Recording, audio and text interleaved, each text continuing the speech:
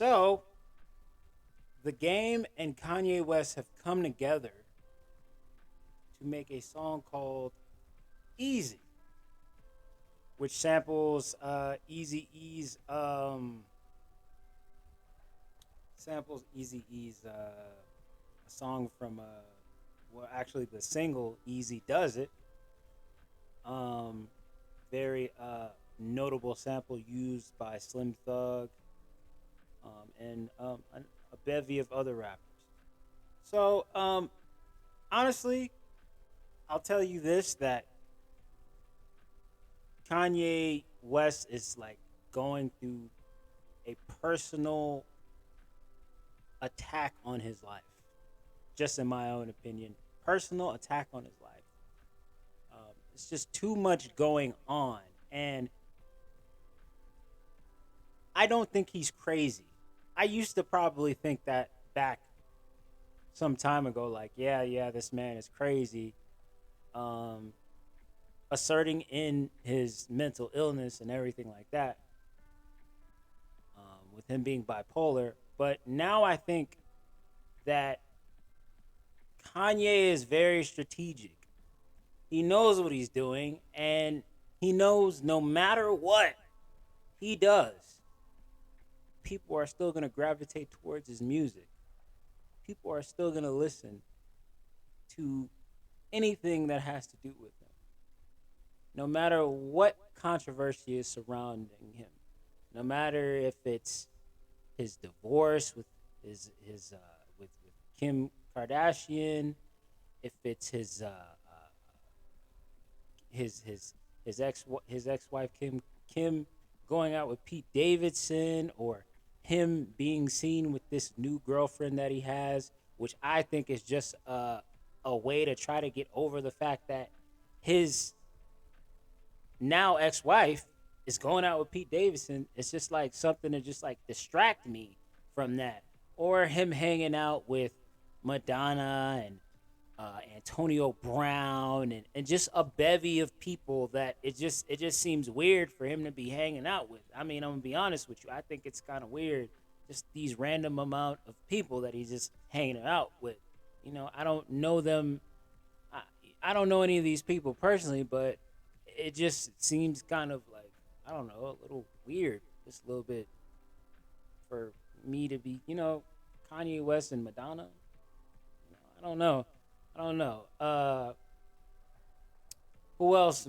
Who else knows what else is going on behind the scenes with all of that happening? He could be doing something else. I don't know. I'm not about to insinuate and sit here and tell you what I think about what he's doing behind the scenes, but all of it is just a personal attack on his life. Listen, um, I think evil is busy. Evil is at work, and evil is busy right now trying to destroy Kanye West. Um, do I still think that he is a Christian? Do I still think that he believes in God? Of course, I still think he believes in God. I just think he's going through that stage that a lot of people who get saved go through. It's like everything is so green on the pasture, and then things start to happen to where you're like, okay, I don't know. I don't know. I might be, I might want to just like go back to the old way of thinking. You know what I'm saying? I'm not necessarily against God, but this is happening to me, and um, the only way I know how to cope with said thing that has happened is to do what I did before I met God. I think it's a thing of like that. I think a lot of people who are uh, uh, uh, reborn, or born again, go through. They go through a turmoil where the only way they know how to cope with something that's bad that happens in their life is the thing that they did before they were saved. And I think that's what he's going through right now. And I think evil is attacking him every which way that it can. Evil forces, evil energy are attacking him every which way that it can. through people, through drinking, through whatever means. That's what's happening right now. And with all of the controversy surrounding his divorce, recently with Kim K not allowing him to go to his daughter Chicago's birthday party and the things surrounding that, we are met with where we are now with this music that has been released. First of all, excuse me, I'm a fan of the game. And just to be honest, I heard the song, and first of all, it's so like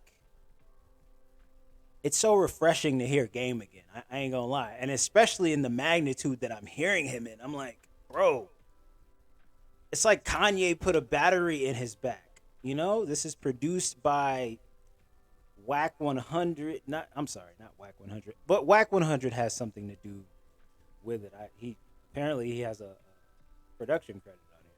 But you know, Hit Boy is on this on this as a producer. DJ Premier is on this as a producer. So we're getting an awakening of MC-ism here. Some hyena type rapping going on here.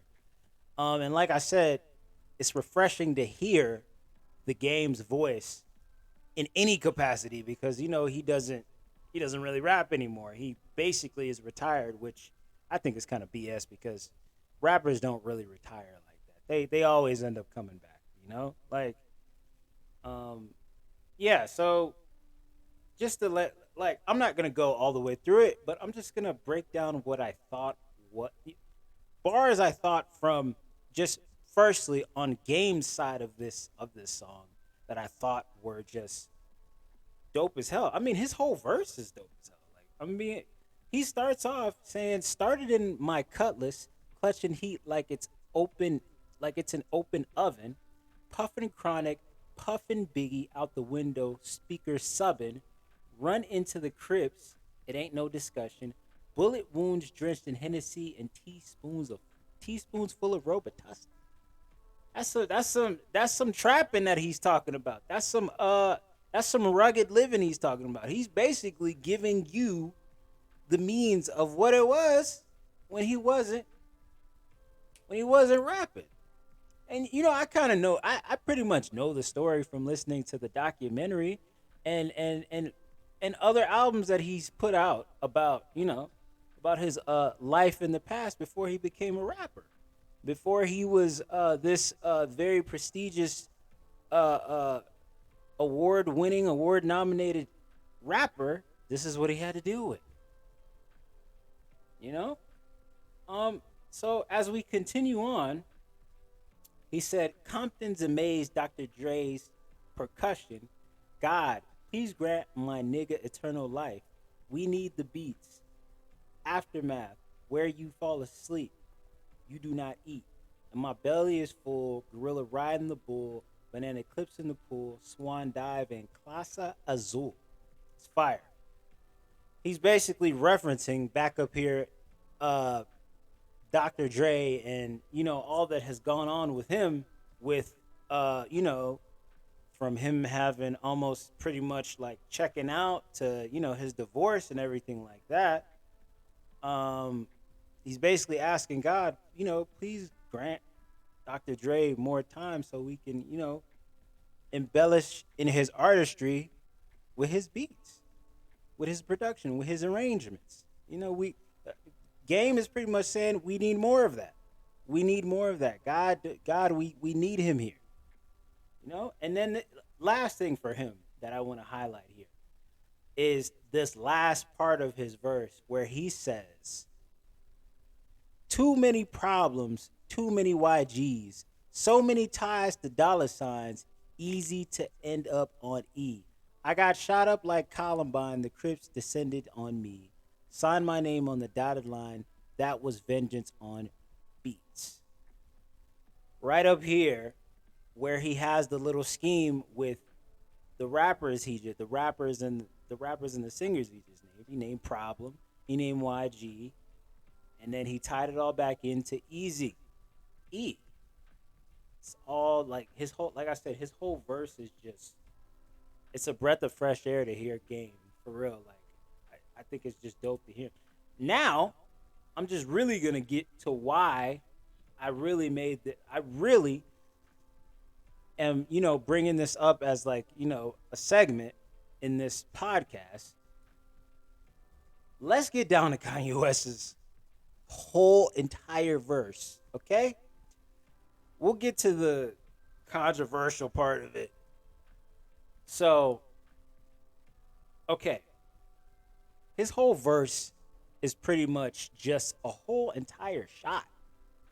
All shots, okay? So we're gonna break it down, right?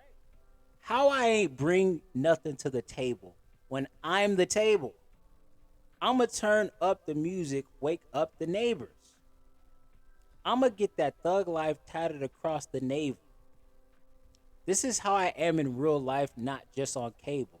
So what he's saying in this first verse is, how they gonna say I don't bring nothing to the table?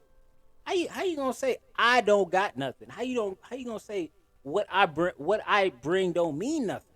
You know what I'm saying? When the part where he says turn up the music, wake up the neighbors, I think he's just referencing the fact that he bought the house right next to Kim Kardashian. I think that's just referencing that I'm about to turn up the music to wake up Kim Kardashian. That's basically what I think he said right there. Where he says this is how I am in real life, not just on cable. The media has a perception of Kanye West, whether it be the internet, television, bloggers, whatever. They have a perception of who he is. And he's just kind of pretty much playing into what they say a little bit by saying, nah, bro, this is really me in real life. This is who I am in real life. So, all right. So let's get down. Let's get down some more. Mr. Narcissist, tell me about my arrogance.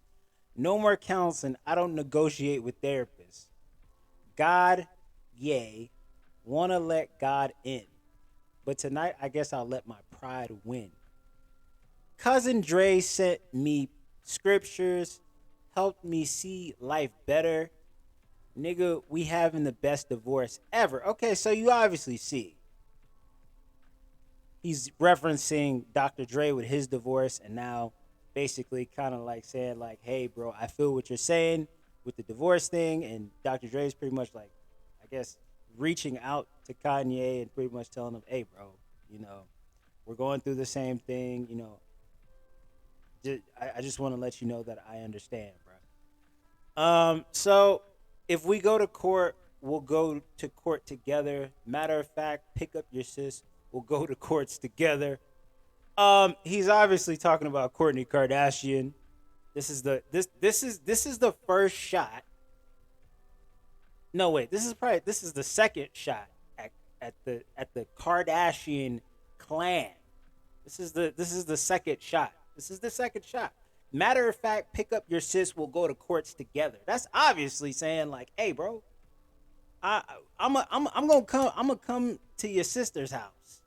I'm gonna come to your sister's house while you're there. You know what I'm saying? If we got court, I'm gonna go pick up. If we got court, I'm gonna go pick up your sis so she can be in court with us. So he's pretty much referencing, in my opinion, he's referencing the divorce. I'll go pick up Kourtney and she can come and sit at the court for our divorce. That's pretty much what he's saying. I watched 4 Kids for like 5 hours today. I wear these Yeezy boots everywhere, even in the shower today. I got love for the nannies, but real family is better. The cameras watch the kids. Y'all stop taking credit. Okay, that's another shot. Kanye is taking shots at the Kardashian clan, and he ain't stopped. He don't care. He's taking his shots. Okay? Remember how I referenced and said Kanye is going through the toughest trials right now? Him, he trap door in the evilness. He's taking shots at his baby's mother, taking shots at his baby mother's family. You know, he's saying he's saying I love the nannies, but it's better when the actual family watch the kids. You see what I'm saying here? The cameras watch the kids. Y'all stop taking credit. He's basically saying Kim ain't watching my kids. Kim ain't watching my kids. She out doing whatever. Her family ain't watching my kids. They out doing whatever. The cameras are watching my kids. The media is watching my kids. The cameras they have in the cameras that Kim Kardashian has in her home are watching her kids, his kids. You see, like the shots continue to roll on here. Okay? Non-custodial dad. I bought the house next door. What you think the point of really being rich for? When you give them everything, they only want more. And I think this is referencing Kim and their marriage again. He did everything he could for her. In that aspect, I believe that's what he's referencing when he says, you give them everything and they want more. You do everything you can for your wife, for your woman. You buy her things she can't even pronounce. You give her the world and she still wants more. Okay? Right? Bougie and unruly. Oh my God. Bougie and unruly. He talking to Kim again. Ah! This man is a savage. This man's a savage. He's going through it right now, man. Bougie and unruly. Y'all need to do some chores. Rich ass kids. This ain't your mama's house. Oh, come on. You already know who he's talking about. He's talking to Kim again, and then he's taking a shot at Chris. Chris Kardashian. What is it? Is it Chris Jenner? Yeah, Chris Jenner. He's taking a shot at Chris Jenner. He's still talking to Kim Kardashian here. But along the way, he's taking shots at the other family members. Okay? Right? Climb on your brother's shoulders. Get that top ramen out. Oh my God. Oh my God. Oh my God. He's taking a shot at Rob Kardashian too? What Rob got to do with it, Kanye? What does Rob have to do with this, yo? He done this Courtney. He done this Chris. And now Rob Kardashian. And Kim to add to that. This is crazy. This is crazy. This is crazy. God saved me from that crash just so I can beat Pete Davidson's ass. And it says, who? I'm gonna be honest, I don't really care for this. This is the only thing I don't really care for in this whole entire thing. He's referencing his whole entire life. Or not his life, his whole entire life at the moment up until we get to the Pete Davidson line. I just thought that this part right here where he said God saved me from that crash just so I could beat Pete Davidson's ass. I felt like it was like it's kind of petty. It doesn't matter as much. It doesn't really matter as much, like it wasn't there was he didn't really do it any clever way. That's the only reason why I thought it was like could have just left that line off of there because you was already winning chopping the fable. Like just the way you were like talking about Kim K and her family, like your ex-wife, the mother of your children's kids, like the way you're talking about her family, that like, and I think at the end of this, like I'm not gonna really I'm not I don't it doesn't those other lines don't really matter. I think at the end of all of this, you have to really like sit there, like he has to really sit there with himself and like think about like was that a good thing to like really talk about my baby's like my children's mother like that? Like, was that a good thing to like really bring my children's mother's family, like my children's mother's family into that? Like, someday Kanye West's children are gonna grow up and they're gonna like hear all this stuff. This is gonna be, matter of fact, they can hear this now. Like, yeah, I think that's the only downside to all of this dissing that he did towards Kim K and her family. You know, I mean, I understand. You know, it's a hard time being a father and not being able to like see your kids. And you know, he did say like, oh yeah, I'm gonna do whatever to see my kids and everything like that. This is not how you prove that you're gonna do whatever to see your kids, by like just being like putting together this trashy verse or whatever. But I mean, everybody has their way of venting their frustrations, and this is just Kanye West's way of venting his frustrations. And yeah, moving on to something else.